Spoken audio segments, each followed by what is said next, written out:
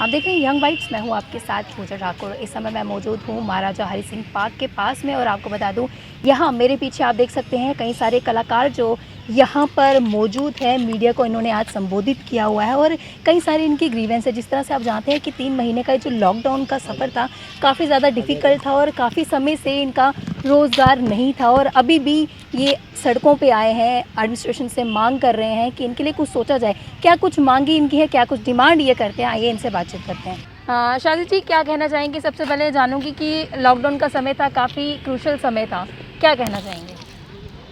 मैं सिंपली एक बात कहना चाहूँगा कि देखिए, हर तबके के लिए कुछ ना कुछ है आज, क्योंकि चाहे लॉकडाउन के पीरियड में चाहे गरीब हो चाहे दूसरे लोग हों, उन सब के लिए अभी सब कुछ खुल चुका है। लेकिन आर्टिस्ट का काम ही ऐसा है जो कि गैदरिंग पे डिपेंड करता है, जो कि लोगों की गैदरिंग पे ही आर्टिस्टों का काम होता है, चाहे वो सिंगर हो, चाहे वो डांसर हो, चाहे वो कोई थिएटरिस्ट हो। तो जब लोगों की गैदरिंग होती है, और लोगों की गैदरिंग तो अभी पॉसिबल है ही नहीं, और ये जो पिछले 3 महीने गए हैं, और आर्टिस्ट जो है एक तरह से देखा जाए तो यहाँ पर दिहाड़ीदार बंदा है वो, क्योंकि पर डे के हिसाब से ही पेमेंट्स मिलती हैं। तो उनके पास जितनी भी सेविंग्स थी, आई डोंट थिंक सो कि पहली बात तो सेविंग्स बचती है जिस तरह से यहाँ पे आर्टिस्टों का काम है, और जिस तरह से उन्हें काम मिलता है यहाँ पे, तो मुझे नहीं लगता कि किसी के पास सेविंग्स बची होंगी, क्योंकि मैं पर्सनली खुद इस चीज़ को फेस किया है। सो मैं तो यही चाहूँगा कि एटलीस्ट कुछ तो ऐसा हो कि आप कहीं क्या चाहते हैं? आपके माइंड में ऐसी क्या चीज़ है कि एडमिनिस्ट्रेशन को क्या स्टेप उठाना चाहिए? देखिए, एडमिनिस्ट्रेशन को कुछ ऐसा स्टेप उठाना चाहिए, कुछ भी ऐसा करके कि मतलब जिससे आर्टिस्टों को एटलीस्ट एक रोज़गार चल पड़े किसी तरह से। कुछ ना कुछ ऐसे स्कीम्स ले आएँ, कुछ प्रोग्राम्स ऐसे ले आएँ कि जहाँ पे चाहे वो ऑनलाइन कंपटीशन कुछ करवा लें, चाहे वो कुछ और कहीं पे अवेयरनेस वगैरह, सोशल डिस्टेंसिंग मेंटेन करके कहीं पे ऑफिसेज़ वगैरह में सोशल डिस्टेंसिंग मेंटेन करके कुछ नुक्कड़ नाटक से निकाल लें उसमें भी, क्योंकि सारी चीज़ें जैसे बाकी चीज़ें रोज़मर्रा की शुरू हो चुकी है exactly this is what I wants to say कि हर तबके के लिए कुछ ना कुछ तो है, लेकिन एक आर्टिस्ट तबका ऐसा जिसको बिल्कुल इग्नोर किया जा रहा है। हालांकि आर्टिस्ट ही एक ऐसा तबका है जिसने गवर्नमेंट की हर स्कीम को, समाज के हर तबके को सुधारने में बहुत बड़ा और अहम रोल अदा किया है। तो मैं यही चाहूँगा कि प्लीज़ आर्टिस्टों के लिए भी सोचा जाए, उनके लिए भी कुछ ना कुछ किया जाए। थैंक यू जी। दीपक जी, क्या कहना चाहेंगे? जिस तरह से आप सभी आज यहाँ पे इकट्ठे हुए हैं, क्या मांग करते हैं? जी, मैं यही मांग करता हूँ। देखिए, अब आज आर्टिस्ट मजबूर हो गया है सड़कों पे उतरने के लिए, नहीं तो किसी को आर्टिस्ट कलाकार आज तक ऐसा हुआ नहीं कि आपने देखा होगा कोई स्ट्राइक्स चलती रहती हैं, लेकिन आर्टिस्ट की स्ट्राइक तो कभी आज तक हुई नहीं।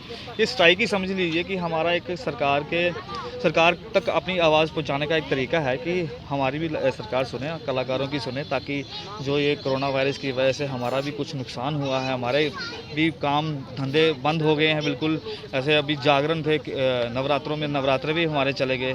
तो इसी कारण मैं ज़्यादा नहीं बोलूँगा, मैं सिर्फ सरकार से इतना ही कहूँगा कि गवर्नर साहब से या मोदी सरकार से बीजेपी से जो भी है यहाँ पे, आज कोई एमएलए नहीं बोल रहा, आज कोई मिनिस्टर नहीं इस बारे में आर्टिस्टों के लिए बोल रहा।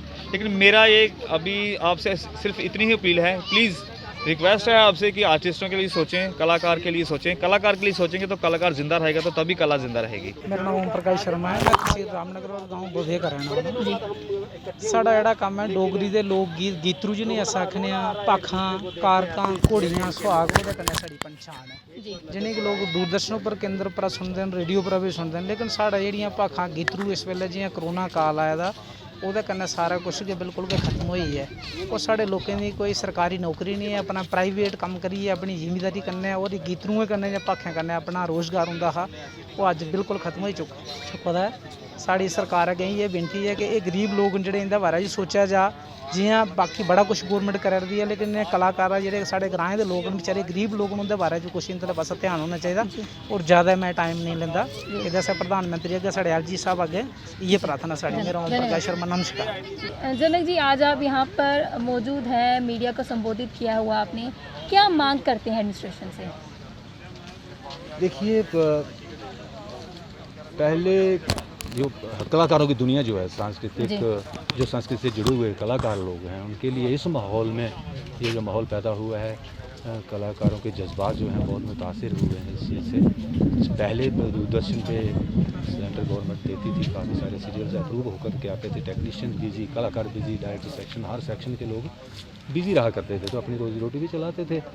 अब उधर का माहौल भी ख़त्म हुआ जब से कोरोना आया। कम से कम सरकार ने काफ़ी सारे लोगों को मदद भी की है सरकार ने, ऐसा नहीं है कि नहीं की, लेकिन जो सांस्कृतिक विभाग से जुड़े हुए लोग हैं, कलाकार जो हैं, वो थोड़ा पिछड़ा हुआ महसूस कर रहे हैं खुद को। उनकी रोजी रोटी का यही एक साधन है जो कि एकदम ठप पड़ा हुआ है। जी जी, तो क्या लिहाजा मैं मांग क्या करेंगे? सरकार से हम यही मांग करेंगे कि जिस तरह से दूसरे लोगों की इमदाद में सरकार आगे आई है, सरकार ने हाथ बढ़ाया है, बहुत अच्छे सराहने योग्य है। जी ऊर्जा जी, क्या कहना चाहेंगे जिस तरह से आज मीडिया को यहाँ पे बुलाया गया, आज आप सड़कों पे उतर के आए हुए हैं, आपका काम नहीं चल रहा, क्या कहेंगे? देखिए, सबसे पहले तो मैं आपके चैनल का धन्यवाद करती हूँ कि आप हमारी आवाज़ बन के यहाँ पर आए हैं। जी। और दूसरा मैं आपको बता दूँ कि इससे पहले हमने एक 6 जून को भी अपील करा था, लेकिन हमें कोई पॉजिटिव रिस्पांस अभी तक आया नहीं। और उस वक्त क्योंकि लॉकडाउन था तो अभी अनलॉक नहीं स्टार्ट हुआ था, तो कुछ दूर के कलाकार नहीं आ पाए थे। जी जी। तो आज जैसे रियासी से, उधमपुर से, सांबा से, गुड़ासला थे, काफ़ी डिस्ट्रिक्टों से भी कलाकार यहाँ आए हैं जम्मू वालों के साथ।